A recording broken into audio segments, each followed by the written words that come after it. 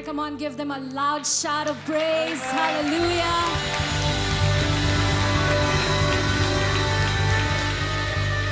In the first book of Chronicles, chapter 29, verses 11 to 12, it is said, Yours, O Lord, is the greatness, the power, the glory, the victory, and the majesty. Amen.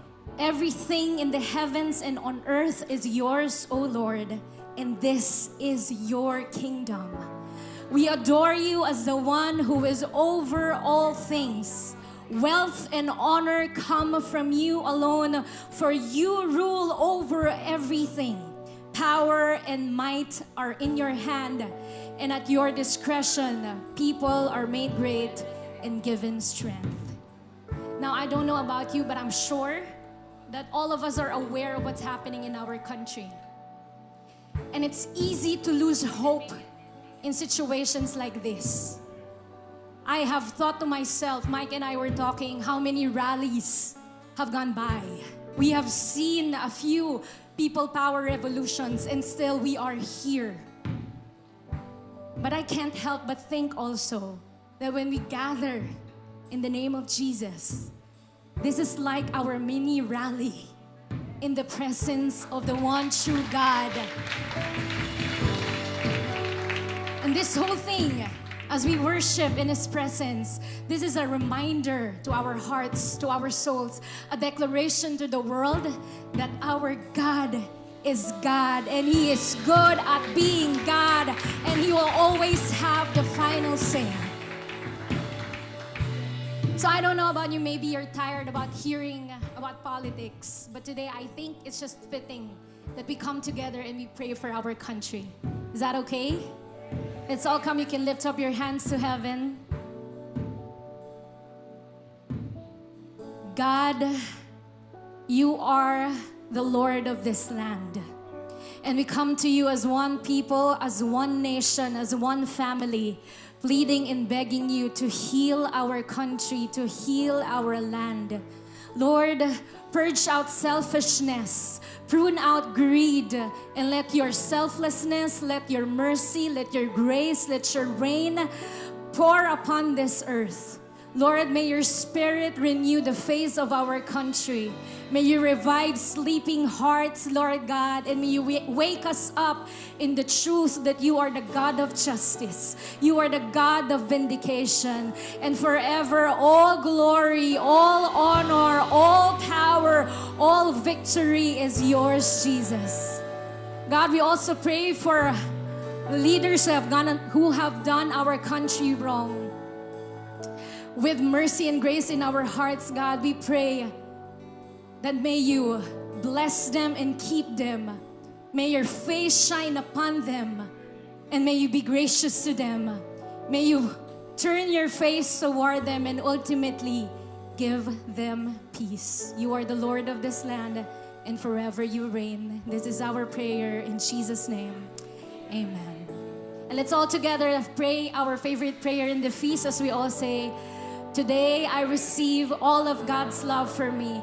Today I open myself to the unbounded, limitless, overflowing abundance of God's universe. Today I open myself to God's blessings, healing, and miracles. Today I open myself to God's word so that I become more like Jesus every day. Today I proclaim that I am God's beloved, I am God's servant, I am God's powerful champion. And because I am blessed, I am blessing the world in Jesus' name. Amen. Let's all give the Lord a big hand. Hallelujah. Welcome to the feast. Can you greet people around you and tell them God is still God? On your way down to your seats, we do this thing here at the feast where we give you a minute and we want you to get to know someone that you don't know and just probably share to each other an answer to the question. Sige, hanap muna kayo, buksan natin yung house lights. Hanap kayo ng hindi nyo kakilala. And then ask them the question, how do you like your coffee? With milk, with sugar, or just plain coffee? Sige, in 3, 2, 1, go!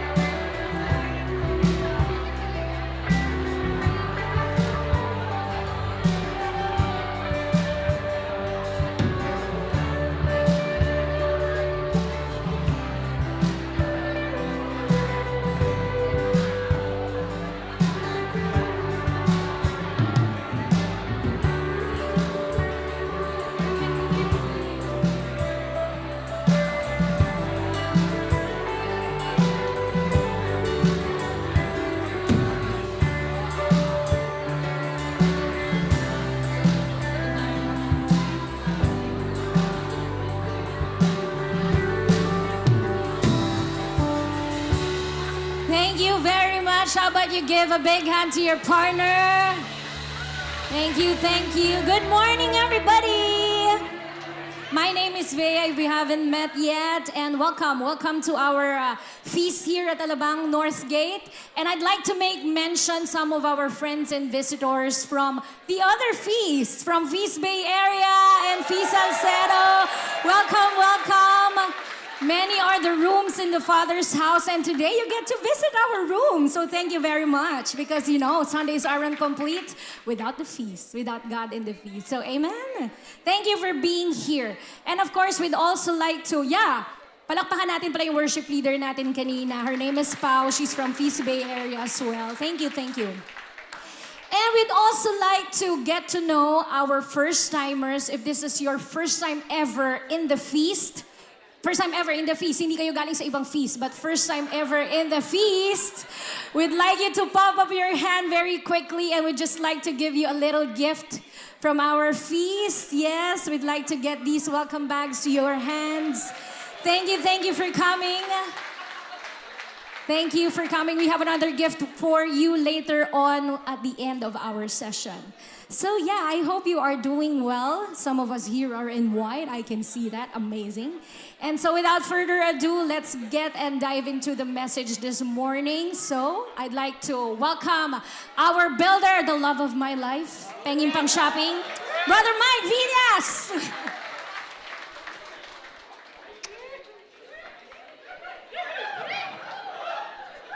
Kumis ako kasi bumabawi ako sa kanya eh. Malalaman niyo bakit mamaya. Anyway, good morning, Feast. So let's hear it. Those of you who prefer black coffee, raise your hand. Let's go. All right. For me in the morning, I prefer it black. That's why I love my wife. How about those of you who like it with milk? Raise your hand. All right. Who like it cold? Okay. So we love everybody in the feast, no matter how you like your coffee. Amen. I want to begin my message today by honoring a very good friend of mine who is with us today. Our feast builder for Feast Bay Area AM, Brother Odi Villaras, is here with his family. So bro, that's you. Hi. I'm gonna start my feast by sharing with them a story about our friendship. And I hope I get the details right. Kung mali man, bumawi ka na lang sa akin sa Bay Area. Siraan mo ako doon kung gusto mo. Biro lang. So there was one time we were together with friends. I think it was our light group, our small group. And Odi was sharing to us how he was invited for a corporate talk amongst regional trial court judges. You remember the story? Okay. So he was sharing to us that, of course, these judges are very distinguished men and women with a long list of credentials. And there he was, feeling like he had nothing. I mean, all he had to his name was a college degree, which he barely got. Another story for that. And, of course, I mean, these guys were older. And, of course, Odi has always looked young for his age. Yes. Mag-best friend nga tayo. Anyway. But when he got there, parang na-sense niya that these judges were judging him. They were sizing him up. In fact, he told me that one of them even said, "What will you tell us that we don't yet already know?" Ganon. So hearing that, hindi pa siya nagsisimula ng talk niya, he already felt down and discouraged. And he was telling us it kind of affected how he delivered his message, so much so that at the end, he felt like a failure. So nung sinishare na yun sa amin, of course, as his friends, we consoled him, we comforted him, we encouraged him, reminded him of the abilities and the God-given authority that has been placed on his life. And after a few moments, I think he felt better. He recovered. But there was one other thing that I wanted to raise up with him.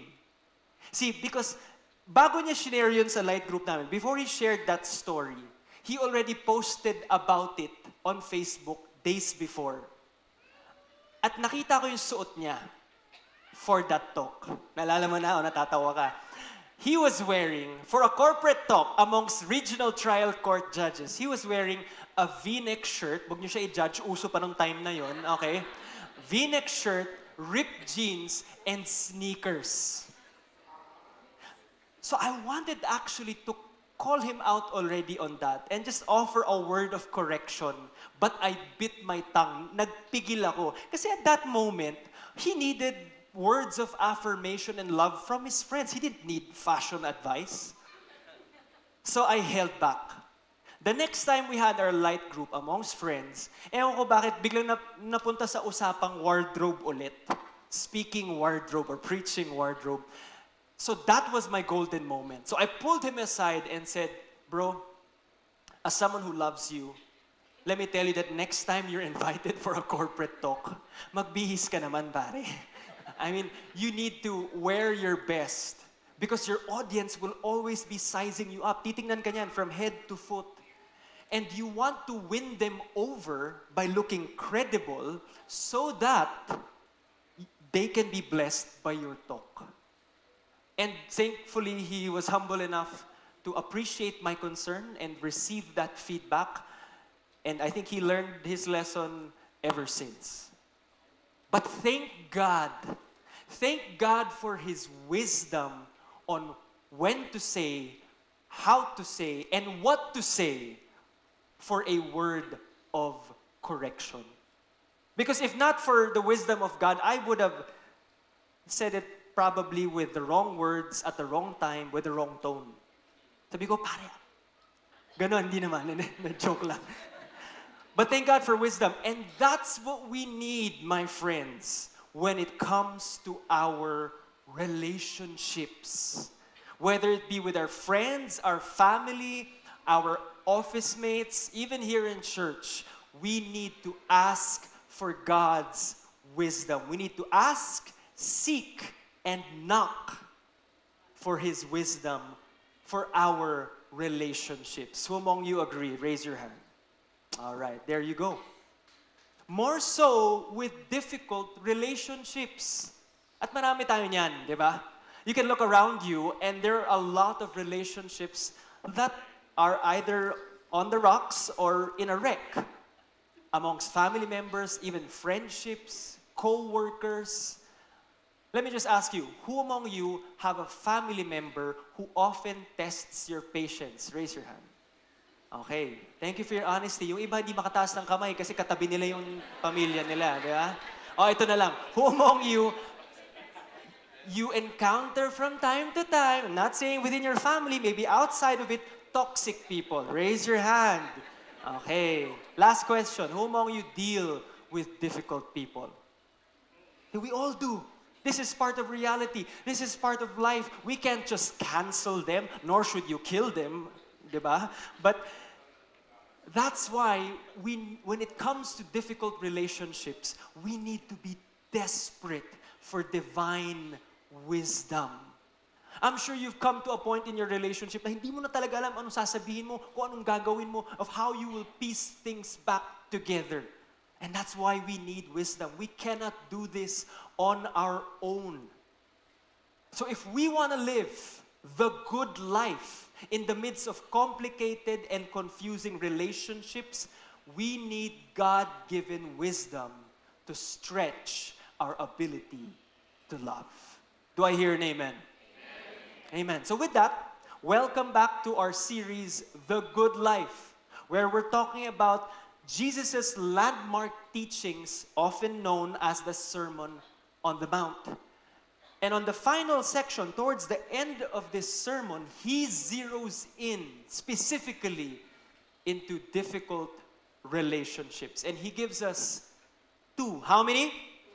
Just checking if you're still with me. 2 lessons on how to deal with difficult people. All right, so number 1, relationship wisdom number 1, do not judge. Jesus puts it plainly. He simply says, do not judge or you too will be judged. Speaking about being judgmental, once upon a time, I was part of the religious moral police. This happened way back in the summer of 2001. I attended a Youth Life in the Spirit seminar where I came to know Jesus in a more personal and meaningful way, changed my life as I surrendered it to Him, and I was on a spiritual high that summer. Nung dumating yung school year, when we came back to school, I was walking differently. I had this sense of superiority over my classmates because for me, I was renewed and they weren't. I was spiritual and they were worldly. I was looking down on them. Because for me, I was attending prayer meetings while my classmates were going to bars. I was serving the Lord and they were drinking. And this prideful, judgmental attitude of mine carried through until about my early 20s, until I came to the feast, where I discovered how huge God's heart really was for the lost, the least, and the last. And that His heart was not to disown them, but actually to love them. Not to avoid them, but actually pursue them. And there was I in the feast, realizing this perhaps for the first time in my life, and I was convicted of how far my heart was from God. That I was not really that spiritual because I was not as loving and as gracious as I should have been. Hence my warning. See, your earnest desire, your earnest quest to grow in your relationship with God is a beautiful thing, no doubt. Okay? But at the same time, that quest could lead you to ugly pride and judgment that could harm your relationships. Let me say that again. Okay? Your earnest quest to grow in your relationship with God, to know about your faith, to read Scripture, maganda yan. That's a beautiful thing. It will draw you closer to Him and change you. But that same quest can turn south if it leads you to being prideful and judgmental, like what happened to me, causing harm to the relationships around you. Am I making sense? Yes. All right. Now, some may have asked, and perhaps you have asked the same, Mike, sabi ni Jesus, do not judge. So, ang ibig sabihin ba nun, tatanggapin na lang namin lahat that we accept everyone as good people?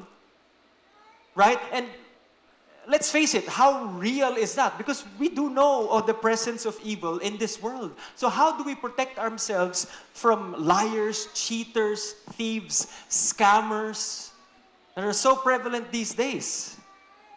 Right? So, ano nga ba? Judge, accept, what? And I get the question. And let's address it this way. Let's say you're walking in a mall, and as you're walking, this guy comes up to you. Seems to be a good guy, but then he starts crying. Umiiyak siya because yung wife niya is sick, stuck in the hospital, up for a operation that they couldn't afford. Why they couldn't afford it was because he lost his job 3 months ago, and he hasn't even eaten for 3 days. That's what he was saying. So he said, Sir, pwede bang humiram ng 2,500, tapos next week babayaran ka ng 5,000? Ever happened to you? So clearly, there were already telltale signs, red flags, that this was a con man, a con artist. Pero in your mind, sabi nga ni Jesus, do not judge. So you banish all suspicion and you open up your wallet and say, ito 2,500. Ito yung GCash number ko, bayaran mo na lang ako next week. And we all kind of know how that will go. Yes? Right? Hindi na siya magbabayad. Malay ko ba? Malay mo din natin kung totoo talaga yung sinasabi niya. So, when Jesus says, do not judge, it doesn't mean that we do not evaluate anyone's behavior and we simply trust everybody that we meet. All right? That's not what he's saying. You see, the Greek word used for judge in this passage is krino. Everybody say krino. And krino pertains to making a final judgment about someone, about their total personhood. It's like us simply labeling that person in that moment, masama talaga yung taong yan. Labeling that person either bad or good, totally, completely. So what Jesus is saying here, if I could say it in Tagalog, it's, wag mo husgahan yung buong pagkatao niya. Kasi hindi naman natin alam talaga. Actually, a better translation, what scholars would recommend, a better translation of this passage would have been, do not condemn people. Because condemning someone is essentially acting as if we know what God knows. Like we evaluate people based simply on what we see on the outside, with their actions. But we don't necessarily see what's on the inside, where you have all the intentions, the motives, the fears, the dreams, the desires. So, if we don't see that, and we make a call about a person at that moment, we're condemning them. And we're condemning them and acting as if we have the authority to make that call, just based on our limited outer perspective. Am I making sense? Right? Follow along with me. Because what Jesus is saying here is this. Jesus para akong magra-rap, no? Jesus doesn't want us to condemn people, but He wants us to discern their character so that we can make or we can take the appropriate action at that moment. All right? And so discernment is the only way that we can protect ourselves from people who could possibly do bad things to us. And again, to discern well, we need divine wisdom. So ask, everybody say ask. Ask for God's wisdom. Now, this actually is one of the teachings of Jesus that has really shaped our culture here in the feast in terms of not condemning people and welcoming everyone. I'll give you an example. Last year, I had the blessing and the privilege to run the Love Someone Today discipleship program with these two guys. Can we show them the picture? Ayan. So that's Martin with the black shirt and Brando on the white shirt. And so we did the LST, as many of you perhaps know, and I got to share with them really the basics of our faith, telling them that God has a plan and a purpose for their lives, and introduce them to the unconditional love of God. Now, si Martin, in the course of our sharings, he got to share his personal struggles, and I asked permission from him to share it with you today. He shared with us then his struggles with pornography and multiple sexual partners. He even shared with us how many. And when I heard how many, by God's mercy, all I could say was, wow, pogi mo ah. There was an inkling with me na parang cringy and to condemn him or something like that. Pero nasabi ko na lang, pogi mo, no? But kidding aside, it was a beautiful journey with them. And from that time on, our Feast family, along with us, we just got to journey with him, care for him, pray with him, and help him grow in our faith. So much so that he now desires to pursue a life of purity, of faithfulness to the Lord. He serves as one of our singers in the worship team.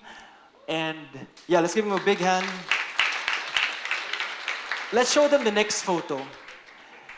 So last year, ako yung nag-LST sa kanila. I was leading them there. This year, siya na yung nag-LST kay Chris. What an amazing story. Ang hindi ko lang maintindihan, paano kayo nakakapag-LST sa Sangyupan, di ba? And then the other guy here, si Brando, yan mabait talaga yan eh. Wala akong isi-share na issue dyan. Ang kailangan lang niya gawin, magpakasal, di ba? Oh, yun lang talaga eh. Di ba, bro? Oh, okay.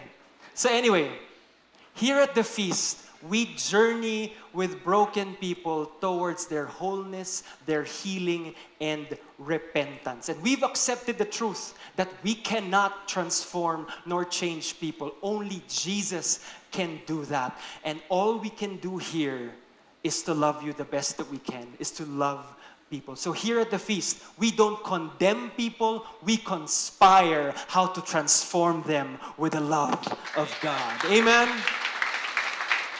Amen. Amen. Verse 2, Matthew 7, verse 1 to 2, it says, "For in the same way you judge others, you will be judged. And with the measure you use, it will be measured to you." So, how is it, or how do you want to be judged? If we're honest, if God is our ultimate judge, if we're honest, we'd want God to judge us with patience, with forgiveness, with grace. And what Jesus is saying here is that is exactly what Jesus wants for us in terms of evaluating others. That if we believe God could extend that grace to us, that we ought to extend that grace to others, even towards difficult people. See, we want to show mercy because we need that same mercy. Yes or yes? Yes. For we are just as broken as anyone, just with different cracks. Nag-iiba lang ang mga toyo sa utak natin or sa puso natin. Di ba? So, instead of judging / condemning, we've used that term, do this instead. Jesus says in verses 3 to 5. Are you still with me? Yeah. Why don't we read this together so that you can stay along and stay awake. So 3, 2, 1, go. "And why worry about a speck in your friend's eye when you have a log in your own? How can you think of saying to your friend, 'Let me help you get rid of that speck in your eye,' when you can't see past the log in your own eye?" Next verse. Yeah, everybody. "Hypocrite, first get rid of the log in your own eye, then you will see well enough to deal with the speck in your friend's eye." You know, sometimes it's easy for us to judge others because we lack self-awareness. We're often unaware of our own brokenness, our own biases, our own weaknesses, that it distorts how we see other people. And this reminds me of a time when I went to the gym, and when I came into the gym, nagtataka ako that there was this foul stench or odor na hindi ko mahanap kung saan nanggagaling yung mabahong amoy na yun. So I went on with my workout, and as I was working out, tinitignan ko yung mga kasama ko sa gym. Siya kaya yung mabaho? Siya kaya yung mabaho? Siguro, hindi yung naligo. Parang mabaho siya, ganyan. Mukha siyang joke lang. Grabe, no? Maka-judge. So, tinapos ko yung workout ko. Paglabas ko sa gym, tatawa ko, yung amoy nandun pa rin. Like, saan ba nanggagaling to? And there, I thought of sniffing my own shirt, and apparently, hindi natuyo ng maayos yung shirt ko, at ako pala yung mabaho. While I thought it was the other girls that were stinking up the place, I was the one who was really stinky at that moment. At doon na lang ako nahiya. So umalis na talaga ako, di ba? But here's the truth, my friends. We humans have this tendency to exaggerate the faults of others while minimizing our own failings. Di ba? See, if we refuse to own up to our own character flaws, then that makes us the worst person to point out the character flaws of others. Because the tendency is that we will be judgmental, we will be arrogant, may even be offensive. So instead of judging others, what Jesus prescribes first is to grow in self-awareness. So through this passage, Jesus takes our impulse to judge others, and He redirects it as an opportunity for critical self reflection. That perhaps the problem may not be them necessarily, or they may have a problem also, or they're the problem, but you want to first look at yourself to see that if it's you or me or I'm the problem, it's me. Di ba? So every time we're about to judge someone, listen, every time we're about to judge someone, let that be the signal for you to first look into yourself and check if you're seeing things clearly. All right? Because here's what I want to say about this. When we confront ourselves first and admit to our blind spots, we gain godly wisdom to see others compassionately, to confront them firmly, and to help them with mercy. Amen? Come on, let's give the Lord a big hand. Relationship wisdom number 2. Do not throw pearls to pigs. All right? And here, Jesus uses a riddle. He says in verse 6, do not give what is holy to dogs, and don't throw your pearls in front of pigs, so they don't trample them with their feet, and turning around, they will tear you apart. Who among you are dog owners? Raise your hand. Who among you are pig owners? Nabiro lang. I doubt it. I don't know. See, in ancient Jewish culture, I don't know why that was funny in my head. In ancient Jewish culture, dogs were not man's best friend. And lechon was not the highlight of birthday parties. Both dogs and pigs were considered unclean animals because it's associated with death and impurity. So that was the context of this passage. Now, pearls, everybody say pearls. Pearls now are considered by religious scholars of that time the wisdom that comes from Hebrew scriptures. That was the metaphor that they were saying. So don't throw the wisdom that we get from the Hebrew scriptures, their Bible at that time, and throw it to perhaps people who will not appreciate it. So to paraphrase further what Jesus is saying here is that there are times, listen, there are times where we can offer wisdom to others, but not everyone will be ready to accept it. Perhaps they're consumed by their own issues, their own anger, their own pain, their own thinking, that they close off their minds and they isolate themselves within their echo chambers. So much so that when you try to share what you think is holy and wise, instead of it being of good, it might just stir up conflict. Baka mas mag-away lang kayo.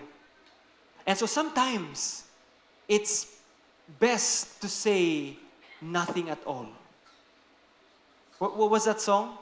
You say it best when you say nothing at all. So, it might be best that in those moments where you think this person is not ready to receive this good wisdom, to say nothing at all, at least for that moment, until they are open to listen. To encapsulate this, what we're trying to say is this, or what Jesus is trying to say is this: don't share God's wisdom to people who are not yet ready for it. For in the end, they may even attack or harm you. Case in point, Charlie Kirk. Different talk altogether. But be prudent and practical to protect yourself. I'll say it again. Don't share God's wisdom to people who are not yet ready for it. Because it might just be turned around against you and you become gaslit and eventually they harm and attack you. Are you getting what I'm saying? Now here's what happens, or rather, let me ask you, what then happens when we do share God's wisdom, but our timing is off, and we just shove it down people's throats? What happens then? Actually, this happens, and I'll share with you a story. Once there was this religious woman who, oddly enough, considered herself as God's appointed one to call out people for their violations of God's commandments. She really had this sense na ang calling niya sa buhay ay mang-call out ng mga tao. And so one time, she saw someone who was smoking, and she said, "Don't you know that you are polluting the temple of the Holy Spirit?" Ganon. On another time, she witnessed a unmarried couple cohabitating, living together, and she comes up to them rudely and says, "Don't you know that you are living in sin?" Ganon siya. Kaya maraming turn off, maraming nag-avoid sa kanya. And another moment, she saw this young girl wearing short, tight-fitting shorts, and she says, "Cover your legs. Don't you know that when you lead someone to sin, it is better for you to tie around your neck a millstone?" Ganun siya. She was using the Bible as a pistol, shooting out verses left and right recklessly, because she thinks it's wisdom from God, but then it ultimately hurts people, even turns off people from the faith. So here's what I learned. Here's my realization after being in ministry perhaps for almost 25 years. That we must discern when to show God's love. Or we must discern when to show God's love by speaking and when to show God's love by not speaking. We ought to discern. Either way, we're showing God's love. We just need to know when is it the time to speak and when is it the time not to speak. Make sense? Yes. You know, this past August for me was a bit difficult. I was grieving the leaving of our leaders, Kire and Andrew Salangit, as well as Brother Mon, from our feast. And that was weighing down on me for so long.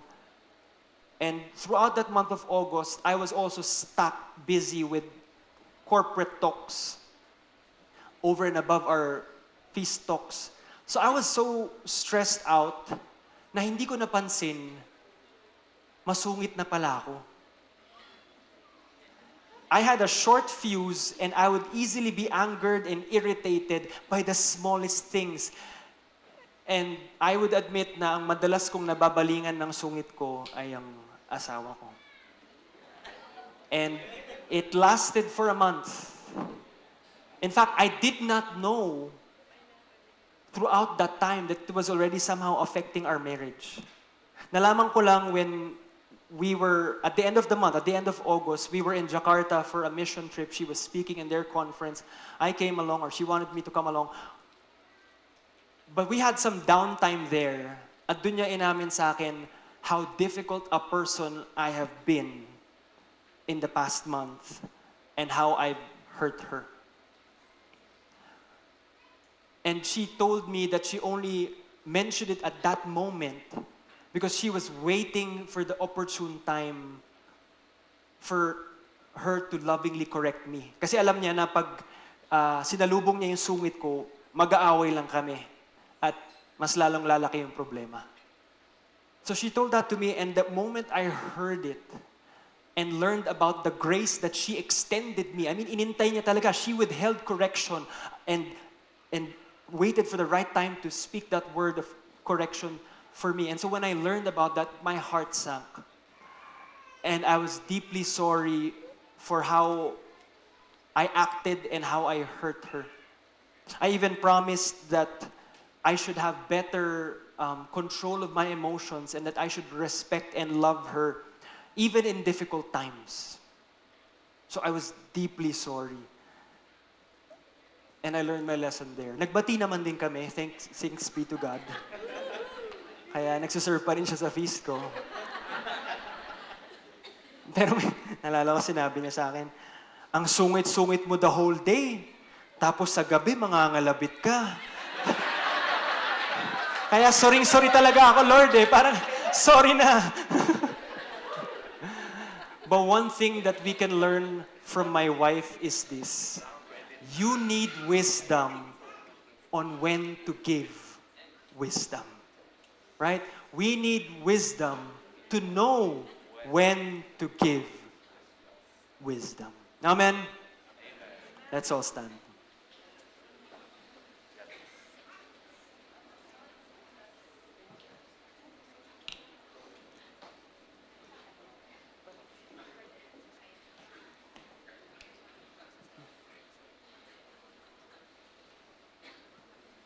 Are you learning something today?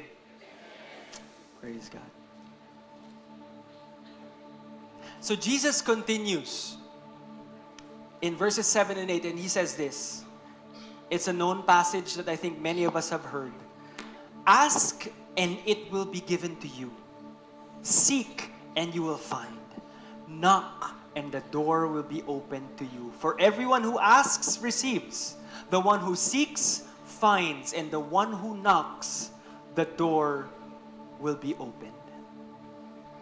You know, for many of us, we think that this verse is about God's provision to meet our needs.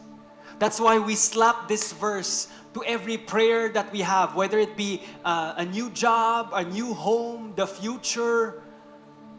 And that's okay, because God loves us and He cares for our needs.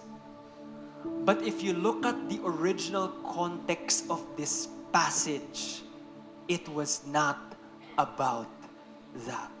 It was not about asking for provision or for blessings. Rather, Jesus was telling His followers, including us today, to ask, seek, and knock for God's wisdom, specifically for our relationships. That the point to this prayer is not necessarily provision, but to be desperate for the wisdom of God on how to deal both good and healthy relationships and how to nurture that, but also how to deal with difficult relationships. Because with the complexity and at times toxicity of relationships that we have in our lives, we need God's wisdom to navigate it. Yes?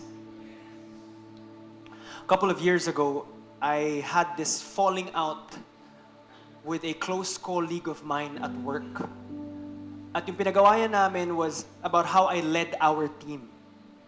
I wanted to do things in a certain way, and he saw differently. He wanted to do things a different way. So we kind of got into an argument that ended with him writing out a detailed email, point by point, of all the grievances that he had against me. And when I was reading that email, I could not believe the harsh, hurtful words that was said by someone who I considered a close friend. I was devastated. I felt it was unfair for him to have said that. I felt misunderstood. And I was so hurt that I could not respond for days. I could not, hindi ko alam kung ano sasabihin ko. I wanted to retaliate and provide a rebuttal to every harsh point that he raised up against me. Asan na yung madrama nating scoring? Mas maganda yung kwento ko. Pag may ganun, nawala sa house. Okay lang. So anyway, galit, andun pa ako sa gitna ng galit ko. And in my anger and my desire for justice, to rebut and retaliate, I came to prayer. And I surrendered it to the wisdom of God. I needed to know, Lord, what do I do? What do I say? When do I say? How do I say? And thankfully, the wisdom of God came through after a few days of that prayer. And it came through the mouth of my mother. I was telling her about how it went and what happened. And she told me this line that just stuck with me. She said, "Get yourself out of the way." Oh, di ba ang ganda ng timing? Get yourself out of the way. In other words, she was saying, for the sake of your friendship And for the sake of who you are as a child and leader of God, for the sake of your friendship, let go of your hurts and let go of your need to defend yourself.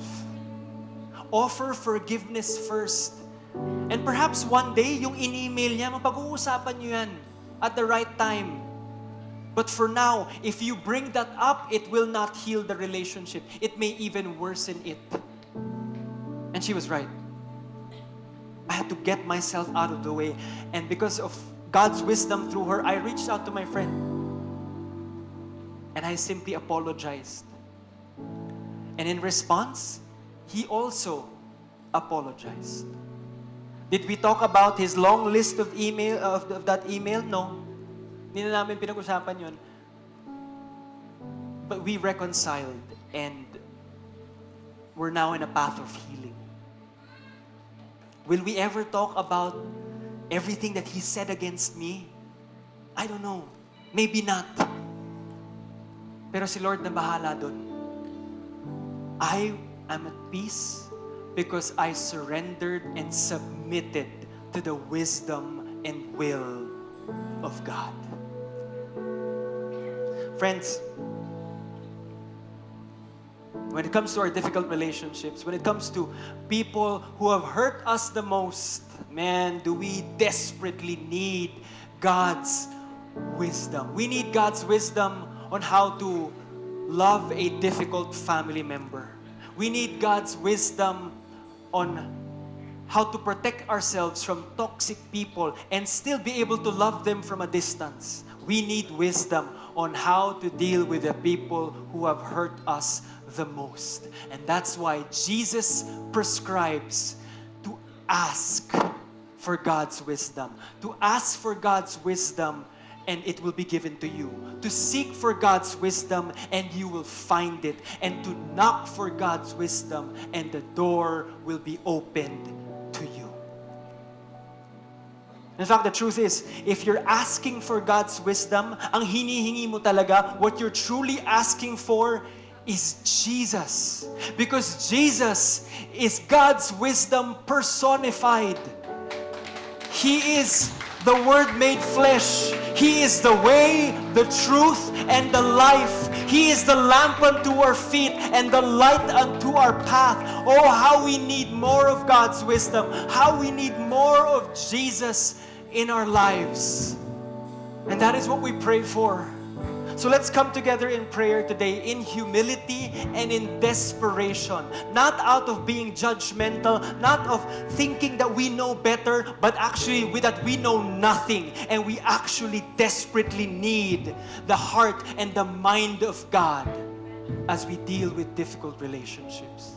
So let's come to pray today and ask for more of His wisdom, for more of Jesus in our relationships, in our family, in our workplaces, in our friendships, in every area and aspect of our lives. Let's come together in prayer in the name of the Father, the Son, and of the Holy Spirit. Amen. Why don't you lift up your hands if that's something comfortable for you? Just as a sign that you are desperate for the wisdom and the will of God to prevail in your life. Oh God, we want you.